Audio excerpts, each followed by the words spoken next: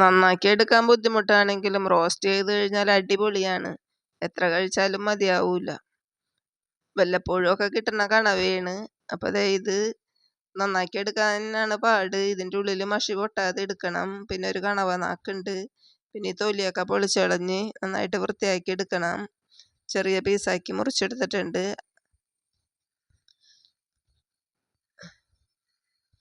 എന്നിട്ട് ഇത് ഉപ്പിട്ട് ഒന്ന് വേവിച്ചെടുക്കുക. ഇതിലോട്ട് ചേർക്കേണ്ട സാധനങ്ങൾ: സവാള, ഇഞ്ചി, പച്ചമുളക്, വേപ്പില, വെളുത്തുള്ളി എല്ലാനും ചൂടായ വെളിച്ചെണ്ണയിലോട്ട് ഇട്ട് കൊടുക്കുന്നുണ്ട്. നന്നായിട്ടൊന്ന് വഴന്ന് വരട്ടെ. വഴന്ന് വന്ന് കഴിയുമ്പോൾ പൊടികളൊക്കെ ചേർത്ത് കൊടുക്കുക. ആദ്യം മഞ്ഞൾപ്പൊടി ചേർത്ത് കൊടുക്കുന്നുണ്ട്. അത് കഴിഞ്ഞ് മുളക് പൊടി, പിന്നെ കുറച്ച് മല്ലിപ്പൊടി. പൊടികളൊക്കെ ഒന്ന് നന്നായിട്ടൊന്ന് മൂത്ത് കഴിയുമ്പോൾ കുറച്ച് മസാലപ്പൊടി ചേർത്ത് കൊടുക്കുന്നുണ്ട്.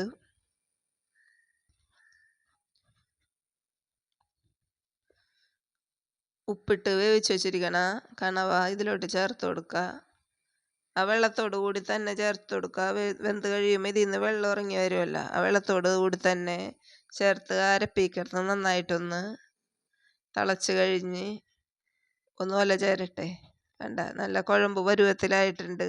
അരപ്പിക്കിടന്ന് വെന്ത് കഴിഞ്ഞപ്പോൾ ഇറക്കാൻ നേരത്ത് കുറച്ച് കുരുമുളക് പൊടി കൂടി ഇട്ട് കൊടുത്താൽ അടിപൊളിയായിരിക്കും.